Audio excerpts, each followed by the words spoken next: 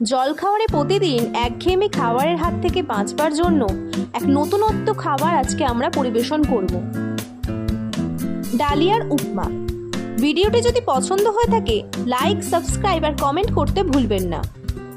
আরও নতুন নতুন ভিডিও পাওয়ার জন্য আমাদের চ্যানেলটিকে সাবস্ক্রাইব করে দেবেন। এক নজরে উপকরণগুলি দেখে নেওয়া যাক।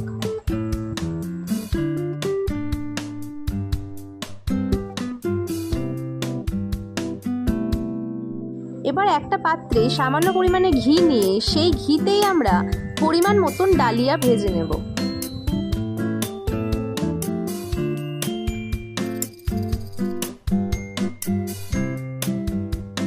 ডালিয়াটা ভালোভাবে ভাজা হয়ে আসলে সেটিকে আমরা একটি অন্য পাত্রে তুলে রাখব। এরপর কড়াইতে সামান্য পরিমাণে সাদা তেল নিয়ে তাতে আমরা বাদাম ভেজে নেব।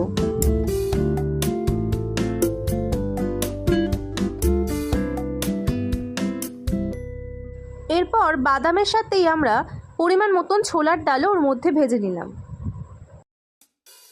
বাদাম আর ডালটা ভালোভাবে ভাজা হয়ে গেলে এটা আমরা একটি অন্য পাত্রে তুলে রাখবো। তারপর সেই পাত্রে দিয়ে আমরা পরিমাণ মতন ঘি নিয়ে নিলাম। এরপর সেই ঘিতে আমরা শুকনো লঙ্কা, কারি পাতা, সর্ষে, জিরে ফোড়ন হিসেবে ব্যবহার করব।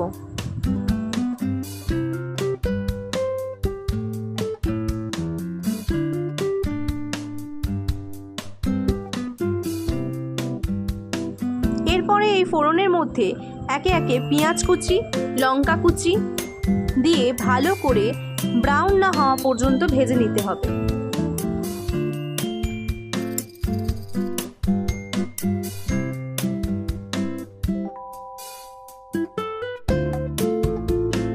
এরপর একে একে চপড করা গাজর এবং ফুলকপি দিয়ে দেওয়া হলো।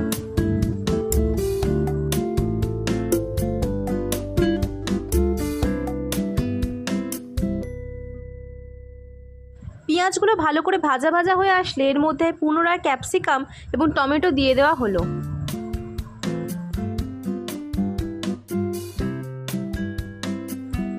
এবার এই মশলার মধ্যে পরিমাণ মতো নুন অ্যাড করা হলো।